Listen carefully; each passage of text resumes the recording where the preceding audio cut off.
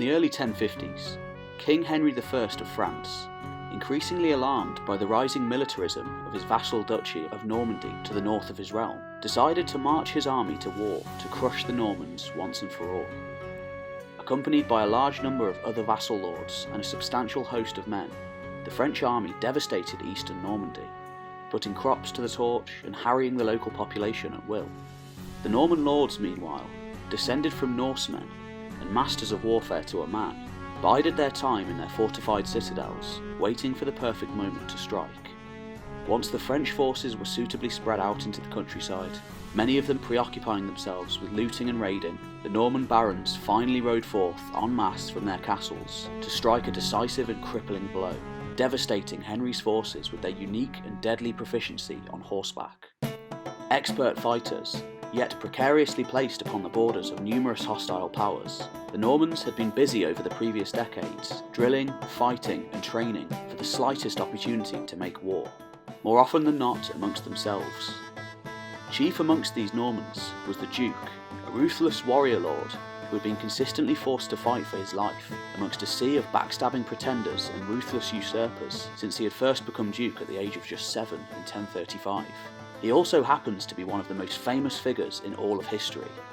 We know him today as William the Conqueror. A bastard son of the previous Duke of Normandy, Robert I, yet also his only living heir, William had been forced to fight for everything that he now had since he had become Duke while still a child. Controversially, his mother had apparently been a commoner and not Robert's wife. Thus, when Robert died in 1035, Normandy became awash with rival political factions vying for power.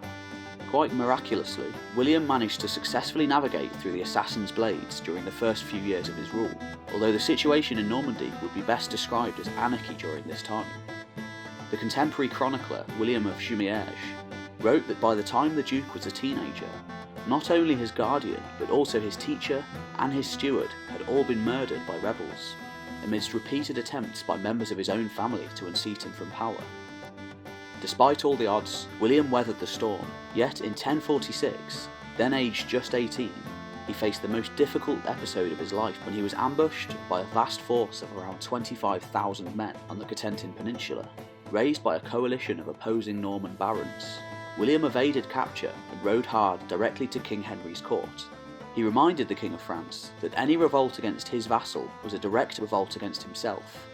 Even though Normandy had always been an independent-minded area of France, since it had first been settled by Vikings in the early 10th century, in a deliberate effort by the then King of France, Charles the Simple, to stave off further Viking raids, it was still technically a vassal state, and thus under the King's protection.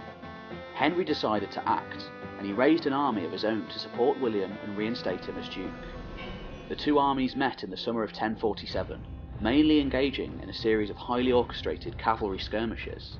Characteristically, William led from the front, throwing himself into the combat wherever the fighting was fiercest, and despite being heavily outnumbered, the rebel army soon broke apart and a great massacre of the fleeing men followed.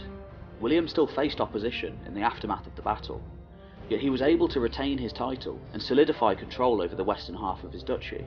Elements of the eastern portion remained in outright rebellion until the early 1050s. William presided over a duchy in a state of almost perpetual warfare, but only the strongest survived. It was within this brutal and chaotic landscape that his mounted horsemen became the most effective in all of Europe, and very possibly some of the best mounted warriors in history.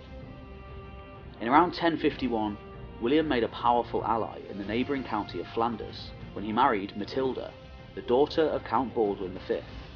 Between 1047 and 1054, Normandy was racked by almost continuous warfare, and William continued to militarise his province to such an extent that his one-time ally, King Henry, decided to put an end to his power once and for all.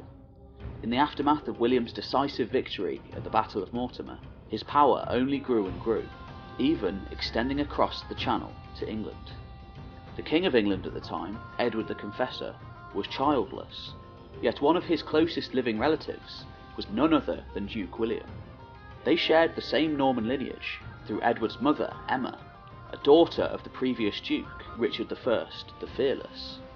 It's therefore entirely possible that in 1051, Edward did indeed name William as his successor, According to some sources, such as the Bayeux Tapestry, even Harold Godwinson, the most powerful nobleman in England at the time, had agreed to support William's succession after he was shipwrecked in Normandy.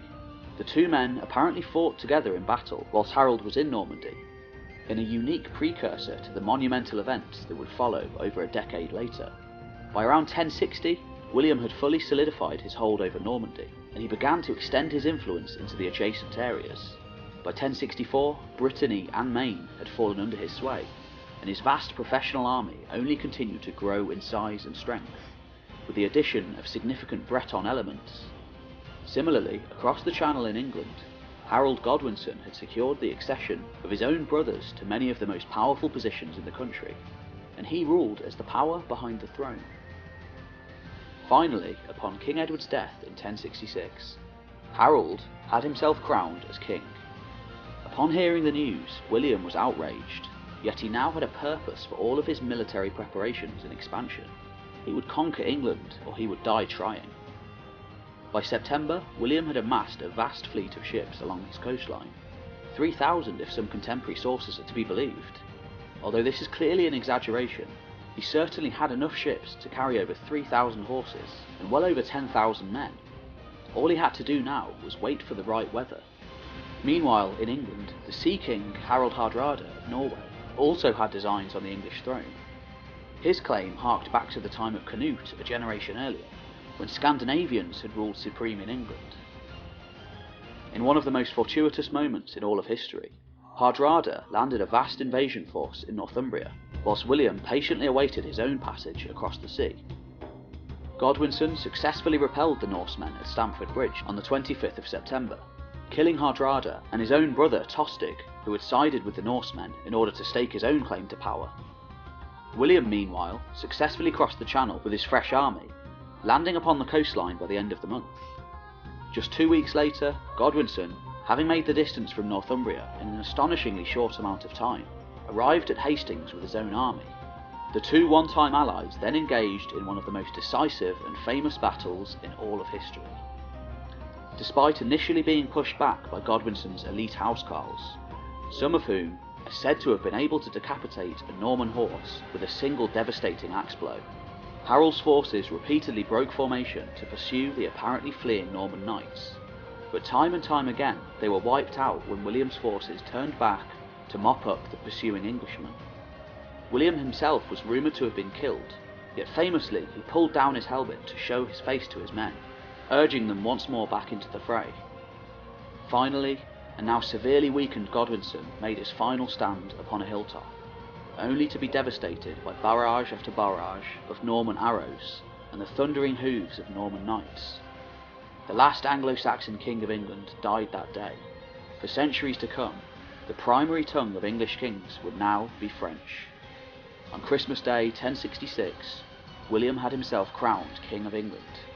The last 2 decades of his life were dedicated to putting down rebellions throughout his new kingdom, and they were also marred by dynastic squabbles with his own children. The reforms that he instigated and the castles that he built during the last few years of his reign would go on to revolutionise English society, ushering in an entirely new era, a feudal age.